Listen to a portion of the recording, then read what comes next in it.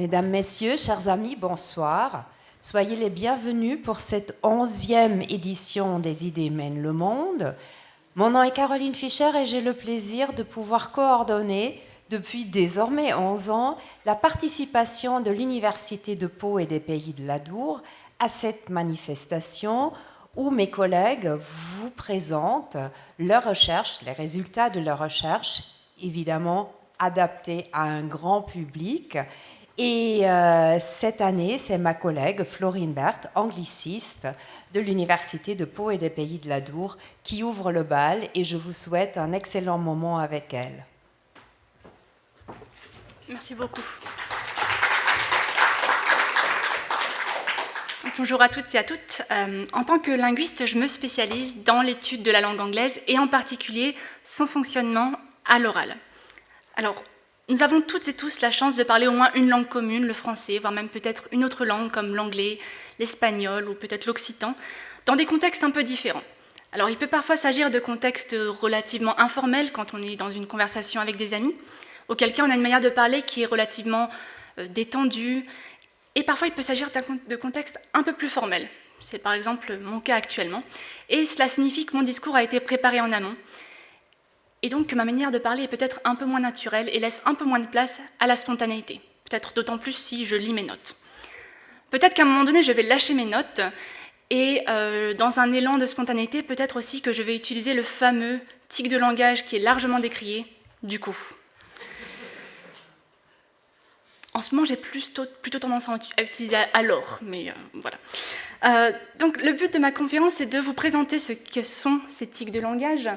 Et j'espère surtout vous amener à repenser votre vision des tics de langage de manière à les voir non plus comme des éléments qui viennent polluer notre manière de parler, mais plutôt comme des ressources linguistiques qui permettent de faire du lien et qui sont aussi la trace d'une langue qui vit et qui renaît. Alors, pour commencer, j'aimerais tout d'abord revenir sur le terme de tic de langage que je tiens vraiment à utiliser avec des guillemets parce que ce n'est pas un terme que j'utilise habituellement.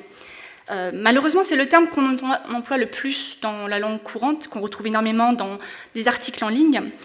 Et c'est une appellation à laquelle je n'adhère pas parce que le mot tic en soi, il véhicule déjà des attitudes par rapport au langage et il montre aussi qu'on considère ces expressions comme étant le symptôme d'une langue qui serait en déclin et qui serait aussi du coup utilisée principalement par des locuteurs peu expérimentés du français ou de l'anglais ou de n'importe quelle langue.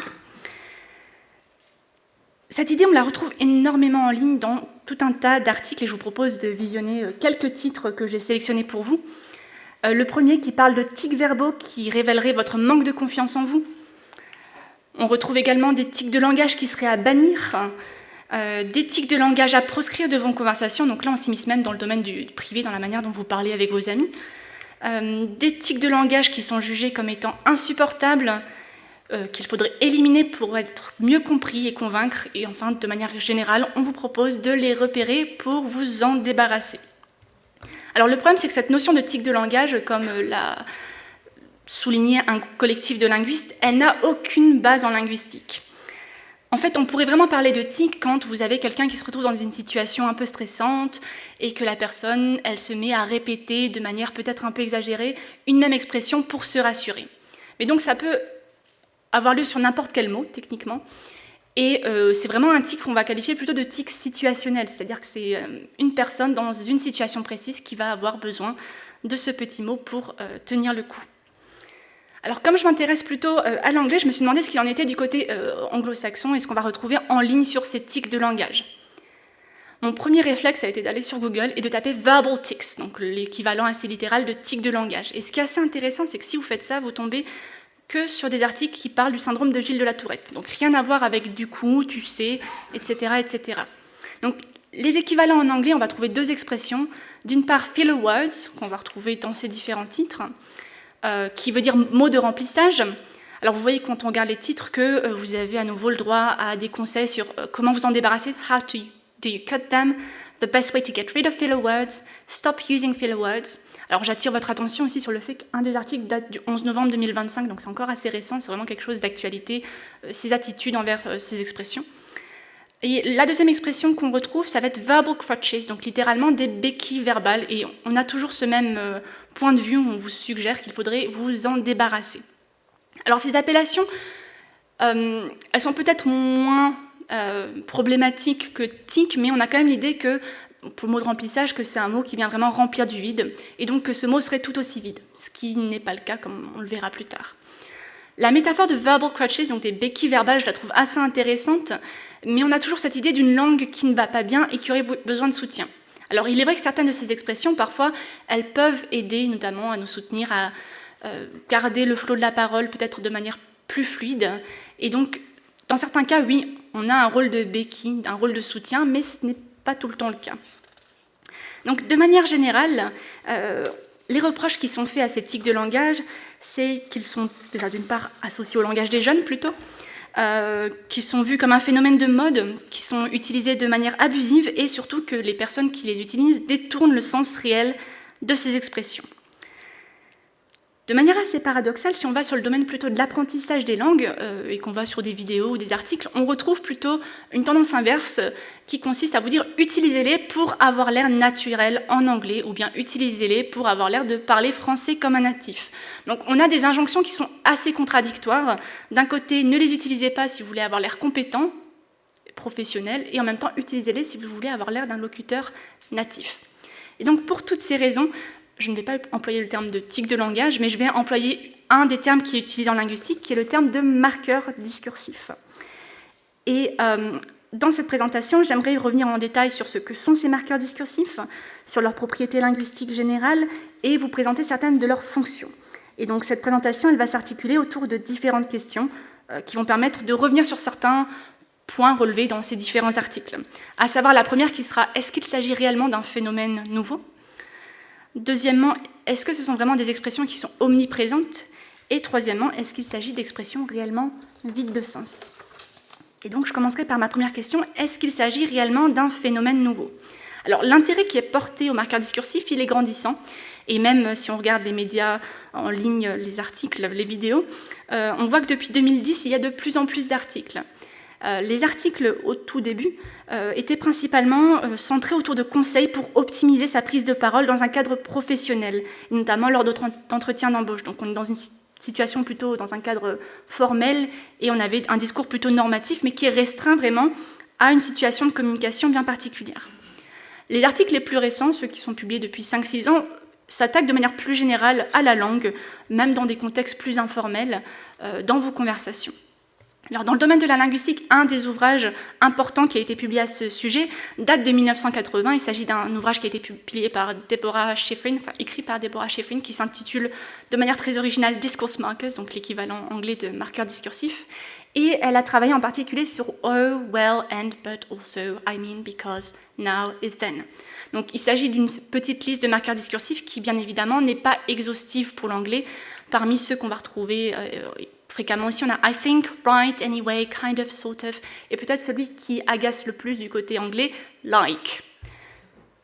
Du côté français, alors il n'y a pas d'équivalent toujours parfait d'un marqueur discursif à un autre, mais parmi ceux qu'on retrouve beaucoup cités en français, on va avoir du coup, genre, tu sais, après, justement, clairement. Alors écoute, en fait, bon, ma foi, ceci dit, voilà quoi. Donc on a toute cette liste qui sont, si on a tous eu un petit peu de grammaire, des marqueurs qui, au niveau de la forme, sont très hétérogènes, puisqu'on va en retrouver certains qui vont être plutôt du domaine des adverbes, now, then, justement, clairement. Certains qui vont plutôt relever des conjonctions, but, also, après, alors. D'autres qui vont revenir plutôt du domaine verbal, I mean, I think, tu sais, écoute. Tout cela. Donc on voit que sur le plan grammatical, il est difficile d'avoir affaire, on n'a pas vraiment à faire une classe grammaticale qui serait aussi bien figée que les noms, les verbes, les adverbes. C'est assez transversal comme catégorie linguistique. Et donc pour cette raison, la grammaire a eu du mal au début, en tout cas, à travailler sur ces marqueurs qui échappaient à une description traditionnelle. Et une des raisons pour laquelle aussi la grammaire a mis du temps, ou les linguistes aussi ont mis du temps à s'intéresser à ces marqueurs, c'est parce qu'ils sont principalement retrouvés à l'oral. Et dans le domaine de la linguistique, ça a été documenté par un linguiste qui s'appelle Linnell en 2005, il y a un biais, ce que Linnell appelle « the written language bias », C'est-à-dire qu'un bon nombre de concepts ont été conçus à la base pour l'écrit et ne sont pas toujours transposables à l'oral. Un exemple majeur, le concept de phrase. Alors il y a différentes définitions, mais en partie, une phrase, elle est définie par le fait qu'elle commence par une majuscule et se termine par un point. Comment est-ce qu'on rend ça à l'oral ? Quel est l'équivalent à l'oral plutôt ? Donc on voit que le concept de phrase, par exemple, qui est un concept qu'on utilise, qu'on apprend à l'école primaire, eh bien, en fait, il peut être problématique à l'oral. Alors de nos jours, travailler sur l'oral, c'est quand même beaucoup plus facile. On a accès à beaucoup de données orales, il y a énormément d'enregistrements, c'est facile d'enregistrer. Et donc c'est beaucoup plus facile de travailler sur les marqueurs discursifs aujourd'hui. Si on veut travailler sur les marqueurs discursifs avant l'époque où c'était facile d'enregistrer, il va falloir un petit peu ruser. Donc les linguistes ont travaillé sur ce qu'on appelle de l'oral représenté. C'est-à-dire, il s'agit de travailler sur de la fiction, par exemple des romans, et de travailler sur les dialogues, puisque les dialogues, il y a toujours une forme de représentation de l'oral, et donc on va retrouver des marqueurs discursifs de différentes époques. Et c'est notamment ce qu'a proposé Lefebvre et Parussa en 2020. Elles ont toutes les deux travaillé sur le français et sur des romans du 19e, et se sont notamment intéressées à vrai. Donc là, vous avez deux exemples qui sont tirés de Zola pour le premier et de Mérimée pour le deuxième, dans lequel on a vrai, qui à la base, techniquement ou théoriquement, est un adjectif, et qui est ici utilisé en tant que marqueur discursif. Et donc, on voit que c'est un marqueur discursif, d'une part parce qu'en fait, on pourrait le supprimer sans que ça change vraiment le sens complet de l'énoncé, et aussi, il a une position assez périphérique, un petit peu en dehors. Donc, on aurait très bien pu avoir tout simplement « il y a de quoi vous donner du mal à vous faire courir ainsi », le message, techniquement, il passerait aussi. Alors, sur le plan chronologique et diachronique, on peut remonter encore plus loin en passant du côté anglais. Et vous avez notamment eu Brinton en 1996 qui a travaillé sur plusieurs marqueurs discursifs qui datent plutôt du vieil anglais, du moyen anglais, donc l'anglais parlé avant les années 1500. Et en retraçant un peu différents travaux, elle a vu que certains relevaient qu'il existait ce qu'ils appellent des mystery features, donc des éléments un peu mystérieux, qui ont été aussi qualifiés de détritus linguistiques ou détritus conversationnels ou des cendrillons linguistiques. Et en particulier, j'aime beaucoup cette citation de Engqvist qui dit que ces éléments étaient qualifiés comme étant familiar, drab, hard-worked and lacking in morphological, phonological and etymological glamour. Donc des expressions qui sont familières, mornes, usées à la tâche et qui manquent de glamour sur le plan morphologique, phonologique et étymologique. Alors à titre personnel, je ne sais pas à quoi ça ressemble une expression phonologiquement glamour, mais... Donc pour vous donner quelques exemples concrets, j'ai pris plusieurs exemples de cet ouvrage dans lequel vous avez donc d'une part la partie en vieil anglais et en dessous une partie en anglais moderne. Je ne m'amuserai pas à lire la partie en vieil anglais parce que je ne maîtrise pas entièrement. Mais donc dans ce premier exemple, on vous parle du marqueur then, donc qui à l'époque était écrit avec une lettre qui n'existe plus aujourd'hui, thorn. Donc ça devait donner quelque chose du type the, j'imagine, qui était utilisé comme un marqueur discursif ici, et then, on l'utilise encore aujourd'hui comme un marqueur discursif. Alors ces emplois ont certainement évolué, parce qu'il y a quand même eu un certain nombre de siècles, mais en tout cas, en tant que marqueur discursif, il existe toujours. Deuxième exemple, ici qu'on peut voir, what, qui est un mot aussi qu'on utilise toujours en anglais, qui était utilisé comme un marqueur discursif, aussi en périphérie de l'énoncé. Alors, what, ceci dit, aujourd'hui, on ne l'utilise plus en tant que marqueur discursif. On ne retrouve plus de cet usage. Dernier exemple, un autre marqueur qu'on retrouve encore aujourd'hui, I guess, je suppose, qui se retrouve encore en anglais de nos jours. Donc, ce que ces exemples nous montrent, c'est que les marqueurs discursifs ne sont pas en soi un phénomène nouveau dans la langue. Leur forme change, elle évolue, certaines formes vont disparaître, certaines fonctions vont apparaître aussi, mais quoi qu'il arrive, ils restent présents. Et donc ça montre au final que la langue, c'est un outil qui n'est pas stable, mais plutôt un outil qui renaît en permanence et qui se métamorphose dans une certaine mesure. Donc, pour répondre à la question, est-ce qu'il s'agit d'un phénomène nouveau ? Non, il ne s'agit pas d'un phénomène nouveau. Ce qui va changer, par contre, c'est qu'il est vrai qu'en fonction de l'âge des locuteurs, parfois d'une génération à une autre, les marqueurs discursifs qu'on va employer ne vont pas être les mêmes. Donc, les marqueurs discursifs actuellement des enfants, c'est peut-être pas le même marqueur discursif que ceux utilisés par leurs parents ou leurs grands-parents. Ce qui m'amène du coup à ma deuxième question maintenant. Est-ce qu'il s'agit réellement de marqueurs qui sont omniprésents dans la langue ? Donc c'est vrai qu'il y a cette idée très répandue qu'on les utilise beaucoup, peut-être même à tout bout de champ, et voire même j'ai trouvé une citation qui dit la chose suivante, que ces marqueurs nous collent à la peau comme un chewing-gum à nos chaussures. Alors si on veut vraiment répondre à la question est-ce qu'il s'agit de marqueurs omniprésents, il faudrait faire des études plutôt quantitatives et quantifier combien de marqueurs on utilise à chaque fois qu'on fait une présentation ou une conversation. Ça me semble être un travail assez titanesque et peut-être peu pertinent, mais titanesque surtout parce qu'en fait, au final, il est vrai qu'on en utilise beaucoup et que pour quantifier, ça n'a peut-être pas tellement d'intérêt. Par contre, ce qui peut être intéressant, c'est de comprendre quels sont les mécanismes linguistiques qui vont permettre à ces marqueurs, au final, d'être présents partout dans la phrase. Et donc pour ce faire, je vais faire un petit peu de syntaxe, un petit peu de phonologie aussi, donc je m'excuse d'avance pour ceux qui auraient du mal avec ces éléments. Alors, en particulier, je vais vous parler du marqueur discursif en anglais you know, qui fait partie de la liste que j'ai mentionnée tout à l'heure.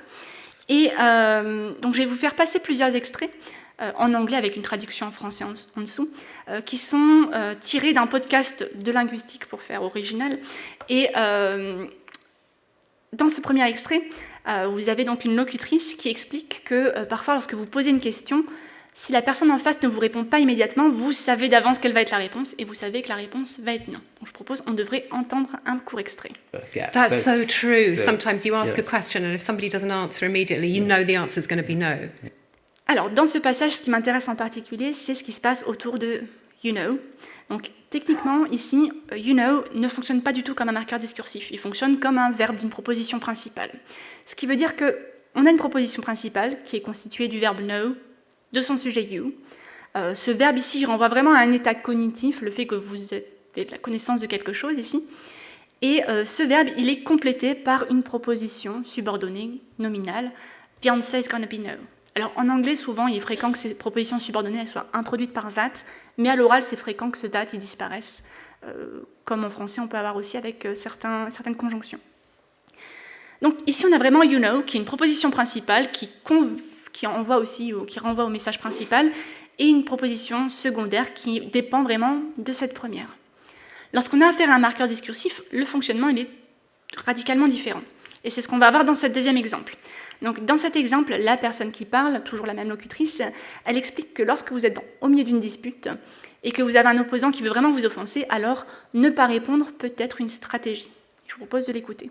If I'm in the middle of an argument and, you know, my co-arguer really wants to cause offence, not answering me can be a strategy.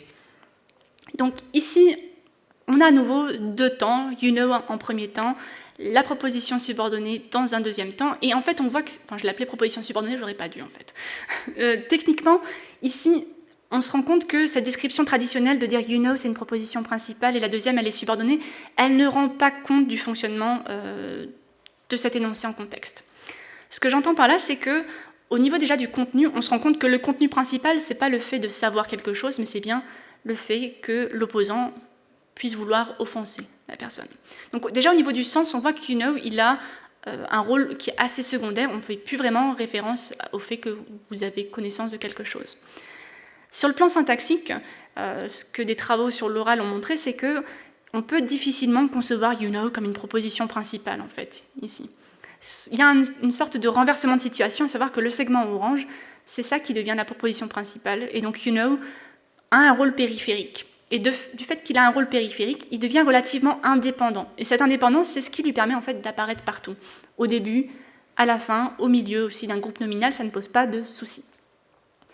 Alors ce qui est intéressant, c'est quand on regarde un exemple où on a les deux you know, ce qu'on va voir dans l'exemple suivant, parce que vous allez voir que sur le plan intonatif, on entend une différence aussi entre ces deux marqueurs. Donc dans ce passage, la personne parle de ce qu'est une colocation en anglais, donc on vient de lui poser la question, elle a introduit le terme de colocation, le présentateur lui pose la question « qu'est-ce qu'une colocation ?» et donc elle donne un exemple. Une colocation, c'est le fait que vous avez parfois des mots qui vont ensemble et de ce fait, quand on dit un premier mot, on sait plus ou moins ce qui va suivre. Et donc elle donne l'exemple en anglais de la phrase « the bacon's gone » et donc elle dit « si vous dites « the bacon's gone », vous savez que la suite ça va être « rancid ». Et je vous propose de l'écouter et de faire attention à comment sont réalisés les deux you know, puisqu'ici on en a deux. On a un premier qui va vraiment fonctionner comme une proposition principale et un deuxième qui, lui, va fonctionner plutôt comme un marqueur discursif et vous allez voir qu'on l'entend. If I say the bacon's gone, you know it's going to be rancid. You know, it's... Oh, right. Donc, une des particularités des marqueurs discursifs, c'est qu'ils ont vraiment une identité intonative particulière. Et donc, c'est quelque chose qu'on peut voir de manière assez tangible quand on regarde de l'oral à travers un logiciel de traitement du signal sonore. Et je passe à la partie que les étudiants considèrent généralement comme n'étant pas très phonologiquement glamour. Donc, il s'agit d'une capture d'écran de ce logiciel qui vous permet de visualiser vraiment l'intonation et de visualiser aussi les variations, donc ce qu'on appelle la fréquence fondamentale, donc la variation de la hauteur de la voix. Alors, pour des personnes non initiées, ça peut être peut-être un peu compliqué de lire cela, mais je vais vous donner quelques indications sur des choses qu'on voit assez bien. Alors, je ne sais pas si vous avez fait attention, quand la personne elle parle, elle dit « If I say the bacon's gone », elle crée une forme de suspense, et donc il y a une forme d'allongement qu'on voit assez bien, puisque vous avez un trait qui s'allonge un petit peu à la fin de la première unité, et donc on voit cet allongement qui se matérialise. Parmi les autres choses qu'on voit généralement sur ce logiciel, c'est les petites vagues, qu'on remarque assez bien, qui généralement correspondent soit à des mots qui ont une intonation particulière, donc plutôt montante, descendante ici, et souvent ce sont des mots soit qui vont véhiculer de l'information importante, soit on va avoir vraiment une forme d'expression plutôt émotive. Donc dans la deuxième unité, en jaune ici, on voit une petite vague qui correspond en fait au mot rancid, qui est le mot le plus important. Et à la fin, on voit deux jolies vagues qui correspondent au deuxième locuteur qui dit « Oh, right » avec une intonation un petit peu particulière. Je vous propose d'écouter, comme ça vous pouvez visualiser ce que vous entendez en même temps. If I say the bacon's gone, you know it's going to be rancid. You know, it's... Oh, right. Alors moi, ce qui m'intéresse, bien évidemment, c'est pas gone, c'est pas oh right, c'est pas rancid, mais c'est ce qui se passe sur you know. Alors le premier you know, vous le voyez en rose, et on voit globalement qu'il ne se passe pas grand-chose. On a une réalisation assez plate et relativement bien intégrée au reste de l'unité aussi. Donc on a un you know qui, en soi, ne fait pas de vague, j'ai envie de dire, qui s'intègre à la suite. Le deuxième you know, il a déjà un petit peu plus de particularité intonative. On voit qu'il a son propre contour intonatif, et il a un schéma qui est du type descendant-montant. En tout cas, il n'est pas tout plat, donc on voit qu'il y a une forme de relief. Et c'est quelque chose du coup qui est fréquent avec les marqueurs discursifs, c'est qu'ils ont souvent leur propre unité intonative, et donc ils ont fréquemment leur propre contour intonatif également. Alors je vous propose de regarder les autres exemples que j'avais montrés tout à l'heure, parce qu'on va voir qu'on a vraiment une répétition du même phénomène. Dans cet exemple, alors désolé, les courbes elles sont un petit peu moins jolies ici, on avait you know qui était un verbe d'une proposition principale, donc pas du tout un marqueur discursif. À nouveau, on voit une vague, enfin non, il n'y a pas de vague justement, on voit en tout cas un trait qui est assez plat. That's so true. Sometimes you ask a question and if somebody doesn't answer immediately, you know the answer is going to be no. Donc, de manière générale, on a cette tendance avec une proposition principale qui est bien intégrée à la suite et qui est relativement plate en termes d'intonation. Enfin, mon deuxième exemple, ici, on voit déjà une jolie vague qui se dessine, où vous avez le marqueur discursif qui est certes accolé à la suite, toujours, mais en tout cas qui a sa propre mélodie dans une certaine mesure. If I'm in the middle of an argument and, you know, my co-arguer really wants to cause offence, not answering me can be a strategy. Donc, dans ce cas-là, à nouveau, le marqueur discursif, de manière assez intuitive, on entend qu'il a un fonctionnement particulier, qu'il ne s'agit pas d'une proposition principale assez normale, j'ai envie de dire, dans une certaine mesure. Donc, ce qu'on observe, c'est que les marqueurs discursifs, ils proviennent d'éléments qui, à la base, étaient originalement bien intégrés dans des énoncés, tant sur le plan syntaxique que sur le plan intonatif. Et à force d'usage, ces marqueurs gagnent en autonomie et deviennent relativement indépendants et se détachent donc de la proposition principale, pour devenir des éléments périphériques, qu'on appelle aussi parfois des constituants extra-propositionnels, parce qu'ils sont en dehors de la proposition. Et ces marqueurs discursifs peuvent alors apparaître en début de phrase, en fin de phrase, en milieu de phrase. Et donc c'est aussi ça qui fait qu'il s'agit de marqueurs omniprésents, qui rend cette possibilité. Alors nuançons tout de même cela. Il y a certains marqueurs discursifs parfois qui restent coincés à un endroit de la phrase. Ça va être le cas notamment de the thing is, donc, sur lequel je reviendrai plus tard. Donc oui, c'est des marqueurs qui sont certainement omniprésents, mais c'est aussi dû à leur syntaxe et leur intonation particulière. Alors ce qu'on a observé aussi dans ces exemples avec you know, c'est que lorsqu'on l'utilise en tant que marqueur discursif, you know, il renvoie plus forcément à un état cognitif de savoir quelque chose. Pas tout à fait. Donc il perd en partie son sens d'origine, ce qui m'amène à la question suivante, est-ce qu'il s'agit réellement de marqueurs qui seraient vides de sens ?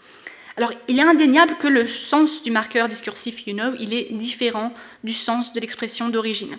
De ce fait, l'idée qui est répandue souvent pour les marqueurs discursifs de manière générale, c'est que leur utilisation, elle résulte d'une mauvaise utilisation. c'est-à-dire qu'il s'agirait d'une incompréhension du sens d'origine de ces expressions. En réalité, ces marqueurs vont subir un processus linguistique qui s'appelle, en anglais, semantic bleaching, en français, la désémanticisation. Et donc, semantic bleaching, pour ceux qui ne savent pas, bleach, c'est du javel.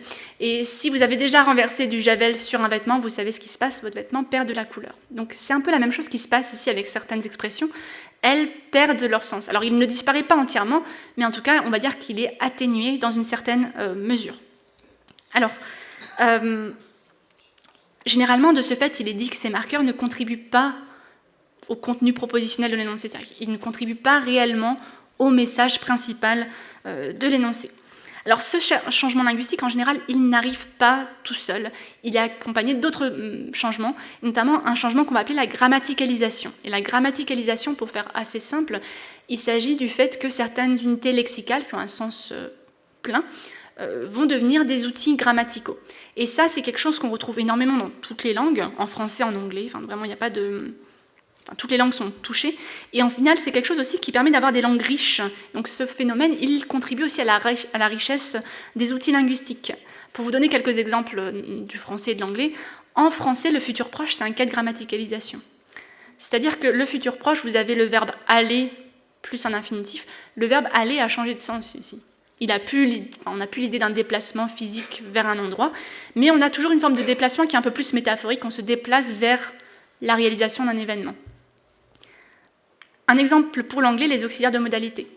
Pour rappel, donc en anglais, on a can, may, must, shall et will, qui sont des auxiliaires de modalité. Et en fait, à la base, ces outils grammaticaux, il s'agissait, pour certains en tout cas, de verbes sémantiquement pleins qui ont progressivement perdu de leur sens d'origine pour ensuite acquérir des nouveaux sens.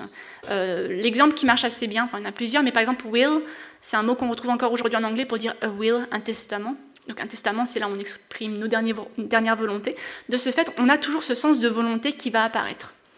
Sauf que will, on l'utilise aussi parfois juste pour un futur assez neutre. Si je dis it will rain tomorrow, il va pleuvoir, il n'y a plus du tout d'idée de volonté. Donc il y a ces emplois un peu différents. Et parmi les valeurs que ces modos vont pouvoir prendre, et que les marqueurs discursifs vont pouvoir prendre aussi, il y a des valeurs qu'on va qualifier de subjectives. Donc on parle aussi de subjectification. C'est-à-dire, c'est le fait que certains marqueurs vont être utilisés pour encoder les attitudes, les croyances et le point de vue du locuteur sur son propos. Pour vous donner un exemple avec le modal can, donc à la base, il exprimait la capacité. Imaginons que quelqu'un me parle d'un événement invraisemblable, je peux dire « Oh, it can't be true ». Et là, j'ai plus du tout d'idée de capacité, je dis « c'est impossible que ce soit vrai ». Donc je donne mon avis sur la probabilité que l'événement se réalise. Et donc ça, c'est une valeur qu'on va qualifier plutôt de subjective et qu'on va retrouver aussi avec les marqueurs discursifs. À côté de cette subjectification, on a un autre phénomène qui va pouvoir apparaître aussi, un phénomène qu'on va appeler l'intersubjectification. Donc c'est l'idée, là on retrouve l'idée de intersujet, donc entre les sujets, et c'est l'idée que certains marqueurs vont encoder le fait qu'un locuteur prend en compte son interlocuteur, ses croyances et son point de vue. Et en fait, au final, les marqueurs discursifs, ce sont ce sémantisme-là qu'ils vont acquérir. On a 3 catégories de fonctions pour synthétiser. On a des marqueurs discursifs qui vont avoir des fonctions qu'on va qualifier plutôt de textuelles, c'est-à-dire qui vont servir plutôt à l'organisation d'un texte, à l'organisation de l'interaction. On a des marqueurs qui vont avoir plutôt des fonctions subjectives, qui vont permettre à l'énonciateur, à la personne qui parle, de donner son point de vue. Et enfin, des marqueurs qui vont être plutôt intersubjectifs, qui vont montrer qu'on prend en compte la personne à qui on s'adresse. Et parfois, vous avez des marqueurs qui combinent toutes ces fonctions en même temps et qui sont d'autant plus riches. Donc, ce que l'on voit au final, c'est que ces marqueurs, ils ont aussi un fonctionnement en contexte. Et donc, je vous propose de revenir un petit peu sur mes 2 exemples pour essayer de comprendre qu'est-ce qu'il ajoute you know. C'est vrai qu'au niveau du sens du message brut, on pourrait le supprimer sans problème. Et pour comprendre ce à quoi il renvoie ou ce à quoi il sert, il faut prendre en compte la situation de manière plus large. Donc, comme j'ai dit, il s'agissait d'un podcast de linguistique. Vous avez 2 personnes qui parlent. Le présentateur, qui est lui-même aussi qui s'intéresse à la linguistique et qui, il me semble aussi, est linguiste, et la personne qui est invitée, qui est une autre spécialiste aussi. Donc la personne mentionne ce qu'est une colocation. Le présentateur, il dit « qu'est-ce qu'une colocation ?»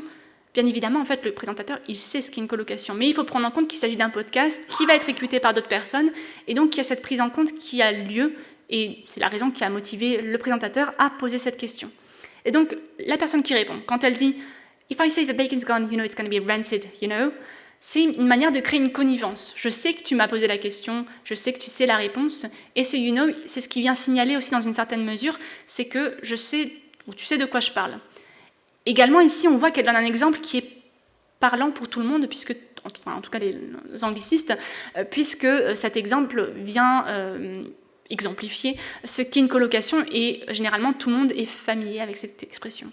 Et donc c'est aussi ce que marque ce c'est une forme de connivence entre, d'une part, la personne qui parle et le présentateur, et aussi les personnes qui vont écouter plus tard pour dire « vous savez de quoi je parle, en fait, de ce phénomène ». Dans le deuxième exemple, c'est un petit peu différent. Si on essaye de comprendre ce qui se passe, la locutrice, elle est en train de créer une sorte de situation un peu fictive, imaginaire, et elle demande à l'autre de s'imaginer aussi cette représentation.